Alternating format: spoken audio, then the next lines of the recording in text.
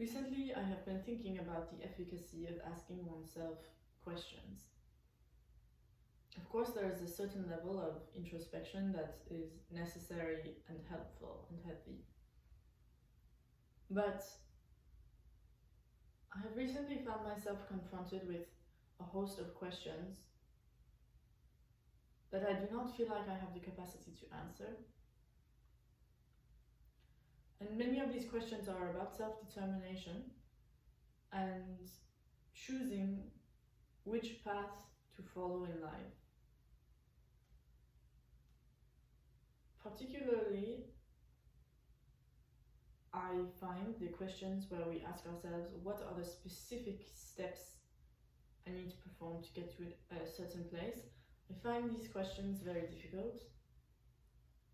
Perhaps this is a naive assumption or belief, but I feel as if I have an idea of where I would like to arrive in 5 years' time or 10 years' time, but I do not want to follow up. It's not that I do not want to follow, it's simply that I do not believe that it necessarily benefits me to follow a prescribed path to arrive at the given outcome. I have a belief that you set a desired point of arrival or a desired goal or a vision that you have for how your life might be in the future.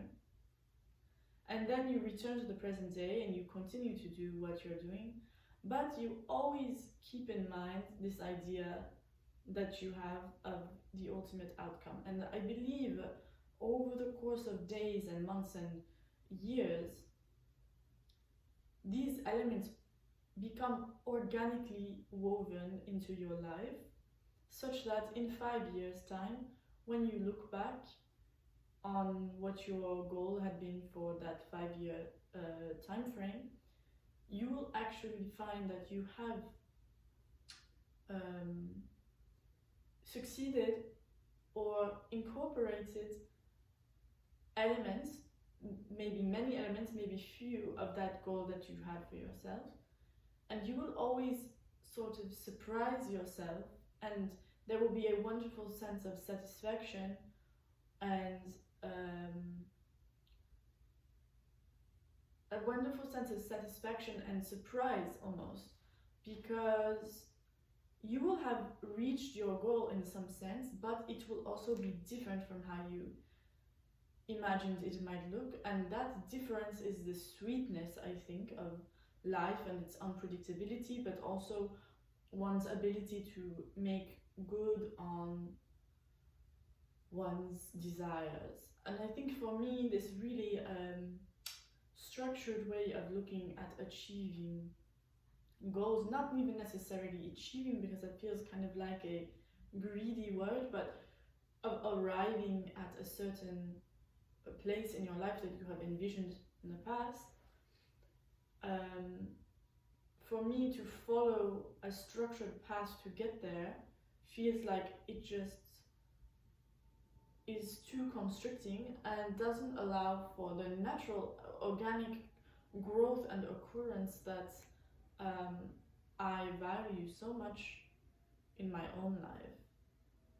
So, as I was saying, I have been thinking a lot about these questions we ask ourselves, like, should I do this? Should I not do this? Should I make this big life change? Should I not make this big life change? If I want to pursue X, how will I do that? What are the steps that I need to take, etc., etc. And for me, I feel like there is an incredible sense of ambiguity to the way that we lead our lives. One that I did not anticipate as an adolescent, because there is no way to know if a change an affirmative change that you choose to make, like I'm going to move to this city, or I'm going to change my career path, or I'm going to go back to school, all these big life choices, I find it's very rare that I feel a clarity around these decisions. Oftentimes, I feel like I could simply continue on the path that I'm already on, or that I could choose to make a bigger break with the path that I'm currently on to pursue something else. But the reason that I feel this ambiguity, I think, is that I have a belief that ultimately, no matter if I make the big break or if I continue on the path, I believe that there are actions that I am taking every day or every week, whatever. There are actions that I'm taking as part of my sort of personal repertoire that will ultimately lead me to a similar outcome as if I were to choose to make a bigger rupture on my path or in my life and affirmatively chase a different career path or a different lifestyle. So I wonder where we can draw a line, because I don't want to say that we should be passive. In fact, that passivity is the absolute opposite of what I'm talking about, because ultimately what I'm saying is that over the course of time, if you continue to take small actions, not necessarily towards a goal, because again that feels like too regimented, but if you continue to take small actions towards the things that interest you and continue to genuinely engage with the subject matter that you are drawn to, or to the medium that you find is the most invigorating, I believe that over time these small continuous actions have the ability to lead you in a direction that is just as significant as if you had chosen to really make a life change. So this is not at all about passivity. In fact, this is about continued action and taking ownership and taking almost security in the knowledge that as you continue to take these actions, they create almost a cumulative momentum that will push you forward towards the things that you are already angling yourself towards. And it doesn't mean that you need to start from the bottom or completely upend your life. I do think there is a way to continue on a natural path that feels like a natural outpouring from where you are already going, like water flowing down a hillside or something. So yes, I think it's important to let yourself carry yourself into your own future, rather than making a more forceful adjustment to ultimately reach a place that will perhaps be similar. There was one other point that I wanted to make. It has now escaped me. That's okay, but this isn't really about manifestation or the power of attraction.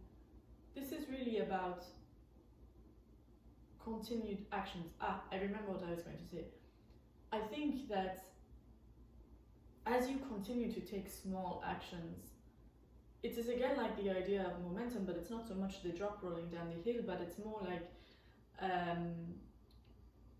I believe that when you begin to take many actions in a similar vein, the individual momentum of these actions comes together to create this kind of,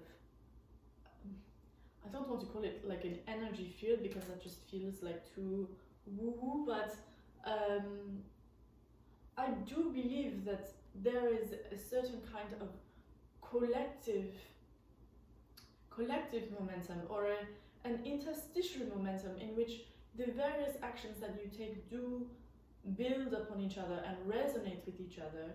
And personally, I feel when I see my work and when I'm creating work in a good stream, I find that I'm so thrilled by the connections that I see between the things that I make, and that those connections compel me to create more and have the work be in conversation with itself. And I do believe that these conversations and this momentum, this is really the energy of life that is going to push you forward and push you towards these goals, or not even goals, but these ideas of a future or ideas of a work that you might make in the future.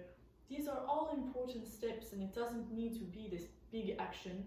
It can be many small concentrated actions over time in which you explore your interests and explore your motivations and really allow your curiosity to lead you forward into the future.